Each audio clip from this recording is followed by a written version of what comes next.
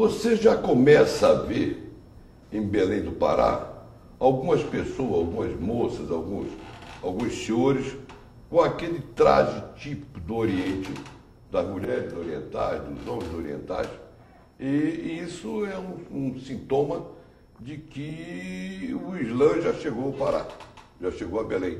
São os muçulmanos e muçulmanas. Para conversar sobre essa religião que se desconhece tanto, a referência que a gente tem não são boas por causa de meia dúzia de loucos que usam o nome dessa religião.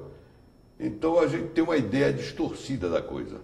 E para dar mais ou menos uma ideia do que é a religião do Islã, o que é ser muçulmano, nós trouxemos aqui o senhor Said Monsif, que é líder da comunidade muçulmana em Belém, e a muçulmana Luciene Farias, que veio trazer a posição da mulher muçulmana. Boa noite, Luciene, seja bem-vinda. Boa noite, Said, seja bem-vindo. Boa noite. É sempre uma surpresa para quem não conhece a cultura aprender um pouco mais, ver um pouco mais. As pessoas olham e ficam admiradas, né? Agora que nós nos acostumamos levou tempo para nós nos acostumarmos com o padre, como é que é o nome daquela igreja que tem ali perto da Castelo, Capuchinho, que usava sandália de dedo, aquele coisa na cabeça. Nós levamos tempo para nos acostumar.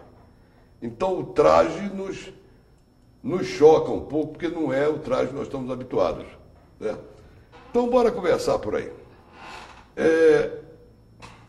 Por que essa religião não é divulgada no Pará? Quem é que responderia isso? A Luciene ou o Said? Pode ser o irmão Said. A religião islâmica começou a ser divulgada no Brasil, como tudo, há poucas décadas. Né? O trabalho de divulgação é um trabalho, a gente pode falar que é na metade do século passado. E hoje ela está sendo divulgada mais na região sul, em São Paulo, em toda a parte sul-sudeste, e tem comunidades importantes no Brasil nessas regiões. E na região do Pará e na região norte em geral, a divulgação ainda está muito não está sendo muito desenvolvida. Sim. Temos uma divulgação pela internet, temos páginas na internet onde a gente coloca informações, mas a nossa divulgação mais ela é interna, ela é na direção das famílias muçulmanas, em primeiro lugar, e daqueles que vêm se convertindo dos brasileiros. Estamos fazendo mais um trabalho mais de proximidade no momento. Luciene, você originalmente era cristã? Fui cristã. Foi cristã. Como é que você se converteu? Me conta. Quando eu fui para Buenos Aires fazer o curso de doutorado que eu faço, Ciências Jurídicas e Sociais, eu tive uma grade de História do Direito. E o direito está interligado à religião como um todo, né?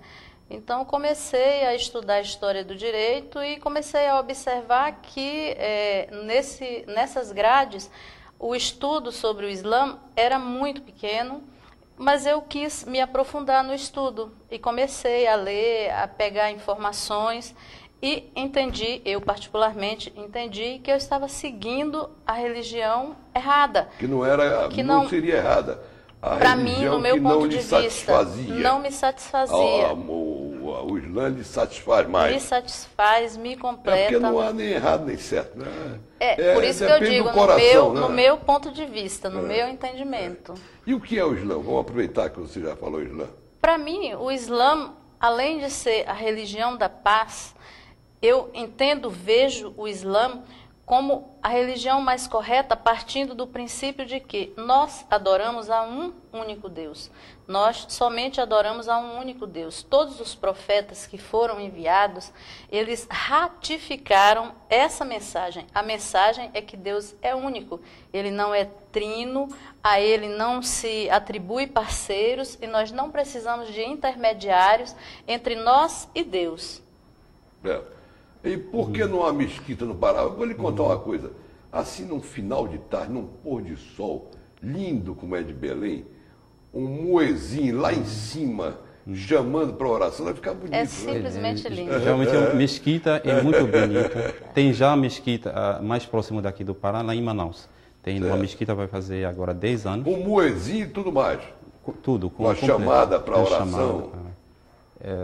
E se eu posso acrescentar um pouquinho sobre o Islã, para definir o Islã, antes que o Islã seja uma religião, é uma mensagem. E nós, muçulmanos, como está sendo relatado no Alcorão, no seu livro sagrado, o Islã é uma mensagem. O original. O original, em árabe, na língua da revelação. O Islã foi a mensagem que Deus mandou através de todos os profetas, desde o primeiro até o último, que é o nosso profeta Muhammad, que a paz de Deus seja com ele. E outra definição mais curta também do Islã, além de ser a mensagem de todos os profetas, o Islã é uma palavra árabe e ela é derivada da palavra salam. E salam, se a gente abrir qualquer dicionário, no Google, por exemplo, a gente vai ver que salam significa paz. Então, a religião da paz. E a religião da paz, como todos os profetas chegaram com uma mensagem de paz, e sabemos disso, né? Desde Abraão até, passando pelos profetas, logo depois chegamos até Moisés, depois de Moisés, Davi, Salomão e todos os outros, até o profeta Jesus, o profeta da paz, e até o nosso profeta, que na mesma linhagem, na linhagem dos profetas da religião hebraica, que é o profeta Muhammad. E é uma coisa que você... Por sinal, dizem que ele é menos citado no Corão do que Jesus. De Jesus do que Moisés. Moisés são mais citados do que... Exatamente. Agora, para terminar sobre essa definição, sem ficar se prolongando muito, quando nós... Sem fazer proselitismo. Exatamente. Falamos de paz que é salam. Quando um muçulmano encontra outro muçulmano, ele fala assalamu alaikum, que a paz de Deus seja com vocês, e o outro muçulmano responde wa alaikum assalam, que a paz de Deus seja com você também. Então nós não podemos ser tratados de outras, definimos nossa religião com uma outra definição a não ser a definição da paz. Que a não ser pelos loucos que pregam por Exatamente. Aí, que usam o nome do Senhor e vão, não importa de que Senhor. Exatamente. Não é verdade? É verdade. É como se de repente um cristão resolvesse usar o Velho Testamento e soltar uma bomba em algum lugar em nome do Senhor. Isso aqui seria uma contradição. Mas como é que é ser mulher muçulmana no Pará?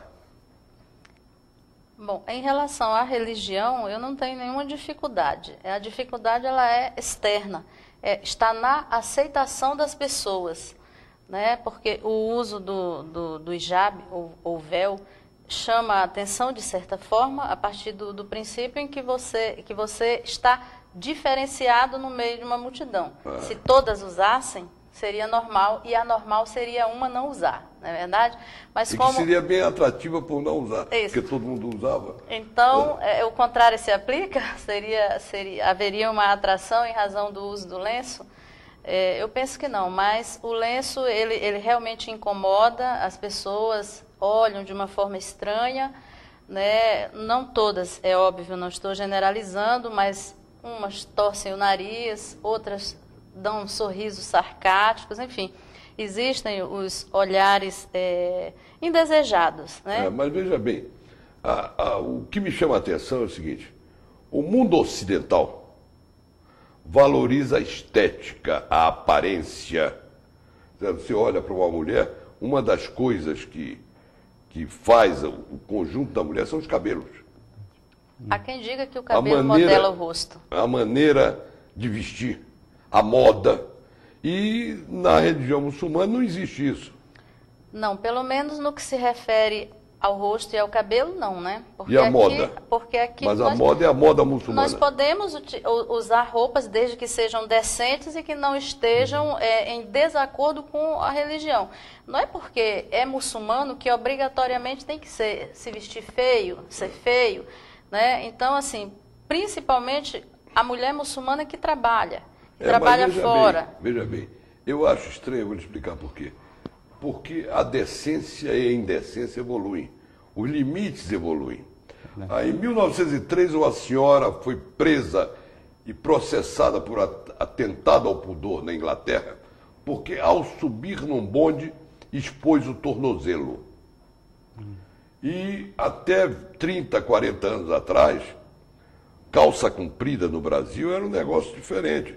Ainda em interiores, me parece que de Portugal, da Itália, a calça comprida para a mulher ainda é olhada de lado. Quer dizer, a decência é um negócio meio... relativo. Vai depender do momento cultural em porque, que o país veja bem, vive. que, vamos dizer, na religião cristã, tem o Adão e Eva que andavam tranquilamente nus à vontade. Diga-se de passagem, eram apenas os dois. Né? Mas nas tribos indígenas andam nuas. Existe. É uma outra cultura. Mas, ou melhor, é uma descultura, talvez? Não é cultura. É porque, veja bem, cultura, para mim, não tem a ver com educação, tem a ver com isso. É o hábito da comunidade. Costume. É o costume da comunidade. É o nosso direito consuetudinário. Né? Isso é verdade. Doutora? Mas, para encerrar, duas perguntas. Primeiro, o que é que precisa para ter uma mesquita em Belém? Tá. O que é que precisa para ter uma mesquita em Belém? O que seria necessário? Houve aquele problema imenso na Europa, proibiram a construção de mesquita e não sei o que mais. No Brasil não tem problema. O Brasil ele dá liberdade de religião, de culto para todos os cidadãos. Nós estamos se preparando para conseguir essa mesquita. Já estamos com um espaço independente hoje, já estamos com um espaço onde podemos se reunir, mas é um espaço ainda pequeno, que é o Centro Islâmico Cultural do Pará. Mas, para ter uma mesquita, o problema número 1 é este mercado imobiliário aqui em Belém, que ninguém consegue um espaço dentro da cidade de Belém. Porque para fazer uma mesquita não pode ser uma mesquitinha, né? Exatamente. Tem que ser uma senhora mesquita. Exatamente. Então, para responder exatamente a sua pergunta, se a gente segue o exemplo de São Paulo, de várias cidades em São Paulo, não somente lá em São Paulo cidade, capital, também lá em Santos e várias outras cidades, a prefeitura, ela ajudou, forneceu o terreno, e o Estado também ajudou. Então, isso é que a gente está esperando. Quem sabe que a gente, apresentando um pedido justificado pelo fato que tem uma comunidade aqui no Estado. Quem sabe o Clube Monte Líbano doa aquele terreno da Almirante Barroso e faz uma belíssima mesquita. Exatamente. Na Almirante Barroso. Afinal de contas, levaram o prédio e parece que para a Faculdade de Arquitetura, que era todo um prédio de ferro. Exatamente. Quem sabe, né? Temos alguns doadores. É mais fácil conseguir do governo do que dos manos, viu? Com certeza. A diferença entre nós aqui em Belém e as comunidades muçulmanas lá na região sul-sudeste do Brasil, é que eles têm famílias que têm, como se chama, são grandes recursos financeiros, e são grandes comerciantes, grandes, como se chama, famílias antigas que têm o poder econômico. Eles conseguiram, mesmo assim, pedindo ajuda lá em São Bernardo dos Campos. É o estilo católico. Exatamente. Certo? E tem o outro estilo, que é o estilo evangélico, que cada fiel ajuda. Cada um tem o seu estilo. Né? Exatamente. E a nossa mesquita, ela não pede aquela participação que seria, como a gente chama nas igrejas evangélicas, um dízimo, aquela participação obrigatória. Quando a pessoa vai fazer uma caridade, essa caridade vai diretamente para as famílias pobres. E nós não podemos no Corão, pegar esse... que o Corão é como se fosse a Constituição Federal do Cristão, ou a Bíblia. A Bíblia, sim. E está na Constituição Federal do Cristão, a Bíblia, a contribuição do dízimo. Exato. Então lá está escrito. A rotina da mulher muçulmana, como é que é? Você trabalha normalmente, você é vice-presidente do sindicato dos oficiais de justiça. Isso, eu sou oficial de justiça do Tribunal de Justiça do Estado. E quando você chega para apresentar um mandado, uma citação em algum lugar muçulmana, você cai do cavalo, né? Não, mas não tem nenhum problema, não. Graças a Deus. Não tem problema, mas o choque deve ser grande. Com certeza. Primeiro é oficial de Primeiro justiça. É uma oficial Segundo de é mulher. Segundo... Terceiro é muçulmana. O cara pega o mandado e diz, eu estou liquidado.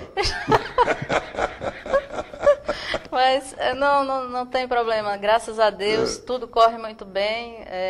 Eu consigo desenvolver o meu papel na medida do possível. Bem, está funcionando sim. Não tenho problemas no meu meio profissional, né? não tive nenhum problema, nem com a reversão, nem com o uso das vestes. É lógico que a gente sabe que alguns Agora, uma coisa bem mas... familiar, bem íntima. A minha filha faz o mesmo doutorado que você faz, né? É isso. Na Argentina. Tá. Na Argentina. Said Monsif. Só para encerrar. Sim. E o crescimento do Islã no Brasil, como é que está? O crescimento do Islã no Brasil, ele segue exatamente o que acontece, está acompanhando o crescimento no mundo. O Islã no mundo, ele está crescendo muito, na Europa, no continente americano em geral. E aqui no Brasil tem brasileiros natos, de origem várias, de todas as religiões, e que procura para se converter ao Islã, ou se reverter à religião islâmica.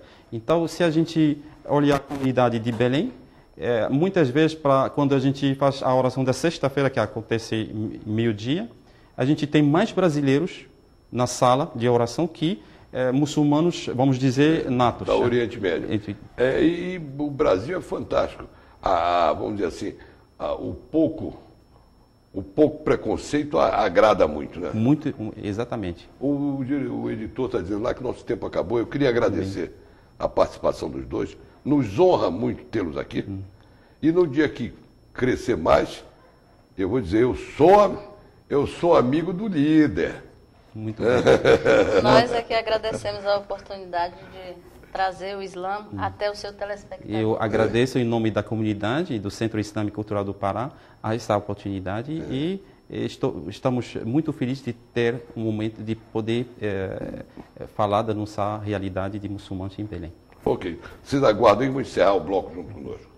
Lembrando, meu caro telespectador, que esse programa tem o patrocínio do Colégio Ipiranga há mais de 35 anos, transformando conhecimento e atitude. Sindicom Secov, o Sindicato da Habitação, Óticas Bessa, quem cuida bem dos seus olhos em Belém, Colares Móveis Escritório, o Bom Gosto Imóveis Escritório na Gentil Bittencourt, esquina de Benjamin Constant, e Papiros, persianas para pronta entrega, papel de parede, cortina de todos os tipos e comunicação visual em geral. Vamos a um breve intervalo comercial e voltamos já já. Esquina de Benjamin Constant. E Papiros, persianas para pronta entrega, papel de parede, cortina de todos os tipos e comunicação visual em geral, inclusive a comunicação visual do programa Sala VIP. Vamos a um breve intervalo comercial e voltamos num instante.